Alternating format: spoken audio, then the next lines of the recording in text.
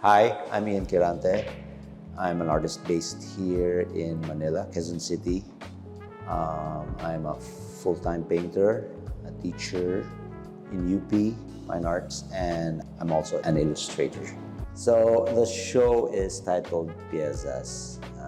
It's Italian for pieces kasi it really revolves around the idea and concept of my work, which is automatism and spontaneity. Tapos, that's how I work din eh. Parang may mga bits of pieces that randomly paint or draw on the canvas. Before, I used to work with paper and then as ground, tapos canvas din as ground. But since palagi akong nag-explore, I don't really limit myself talaga to the square or rectangular format na ground.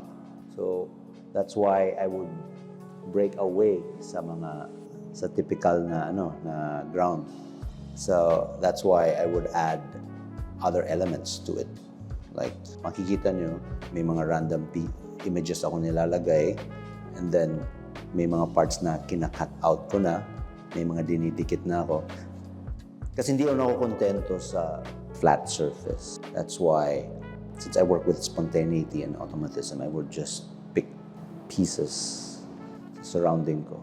And then I would add them to create volume na, to create a relief sa surface ng canvas ko.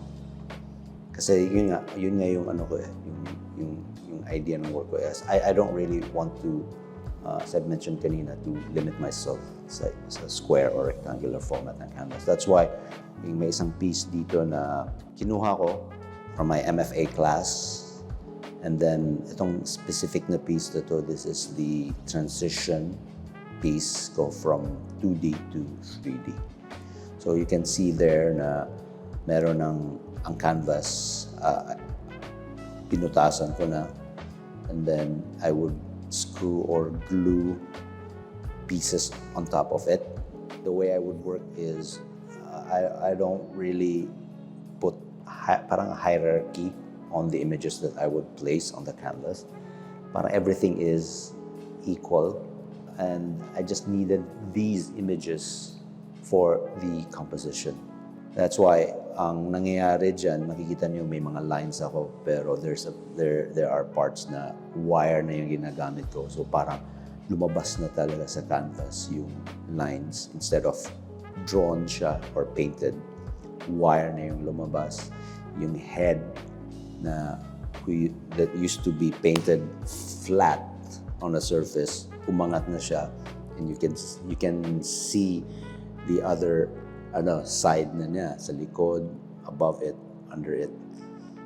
So parang unti-unti silang nag-swell out sa canvas. And ang final pieces are yung dalawang sculptures na ginawa ko. You can really tell by the way na I would use yung imagery, yung shapes, even the composition. It's quite similar to, parang pag makita mo yung mga painting ko, parang, uy, yun talaga yun, di ba? May volume lang siya. And it's, yung spontaneity kasi, it's automatism, it's the same concept that a lot of surrealists use. So, kaya ang nangyari, ganun talaga. Pag naging three-dimensional na siya, very surreal yung output niya. Even the latest piece, yung Adam. And well, actually makikita niyo sa mga paintings, so may mga floating heads. So I always imagine dati na what if makagawa ako ng sculpture na floating, gagawin kong sculpture version ng mga paintings, so nandiyan yung floating head. And then biglang may mga na-develop na electronics na that can do that. So I made use of that to create the floating head, and so far it's looking good naman, and I intend to continue it. Gusto ko pang gumawa ng marami. Sana pag ma-develop, I wanted a higher na levitation for that.